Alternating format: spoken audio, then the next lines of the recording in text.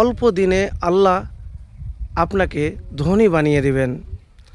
ধৈর্য ধরে কষ্ট করে এই আয়াতটি প্রত্যেক ফরজ নামাজের সালাম ফিরানোর পরে পাঠ করবেন এবং এই আমল করবেন। গায়বী সম্পদ ঘরে আসবে ইনশাআল্লাহ।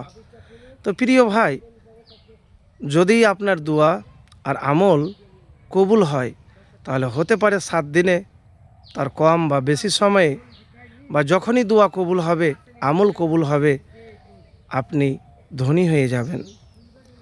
তো প্রিয় ভাই, দুনিয়াতে ধনী সবাই হতে চায়, কেউ কিন্তু গরিব থাকতে চায় না। তো সবাই কিন্তু ধনী হতে পারে না। তো ধনী হওয়ার জন্য আমি যে আয়াতের কথা বলেছি আপনাকে, একটি আয়াত, ছোট্ট একটি আয়াতের আপনি আমল করবেন। 5 ওয়াক্ত ফরজ নামাজের পরে সালাম ফিরানোর পরে আপনি এই ছোট্ট আয়াতটি পাঠ করবেন। ওয়ারজুকনা ওয়া আনতা খয়রুর রাজিকিন, ওয়ারজুকনা ওয়া আনতা খয়রুর রাজিকিন। বা চলতে ফিরতে উঠতে বসতে আপনি এই দোয়া ছাড়বেন না। এটি দোয়াও এবং আয়াতও। এটি সূরা মায়দার 114 নম্বর আয়াত। আমি ধনী হওয়ার জন্য কিছু আরও আমলের কথা বলবো এবং দোয়ার কথা বলবো। একটি দোয়া আছে, এটি ঋণ মুক্তিরও দোয়া বলা হয়, হালাল রিজিক পাওয়ারও দোয়া বলা হয়। তো দোয়াটি হলো, আল্লাহু মাকফিনি বে হালালিকা আন হারামিকা ওয়াগনিনি বে ফাজলিকা আম্মান সিওয়াক। এই দোয়া পড়লে আল্লাহ আপনাকে হালাল উপায়ে সম্পদ দিবেন এবং অন্য কারো মুখাপেক্ষী হতে হবে না, যে দোয়াটির কথা বললাম। আর প্রতিদিন নিয়মিত রাতের বেলাতে সূরা ওয়াকিয়া পাঠ করবেন।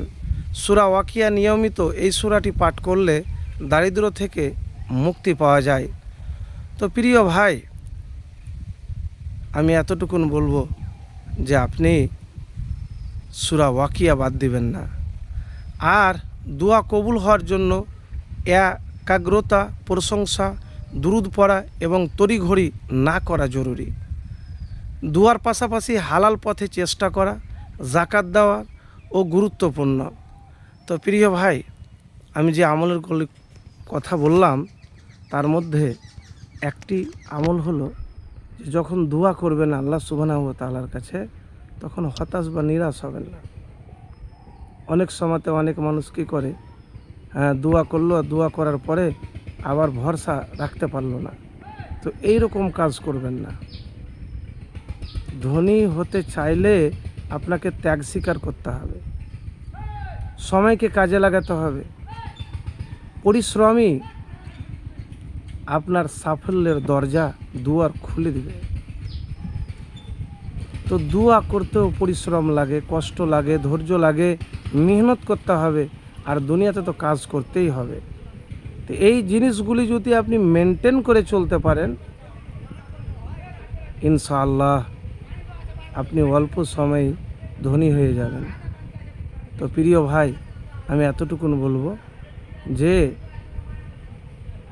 কোনো কাজ করতে গেলে, ব্যর্থ হলে, ব্যবসা করলে, লস খেলে আপনি হতাশ নিরাশ না হয়ে আপনি আল্লাহ সুবহানাহু ওয়া তাআলার প্রতি ভরসা রাখুন আর এই আমল করে দেখুন, ইনশাআল্লাহ ফলাফল পাবেন।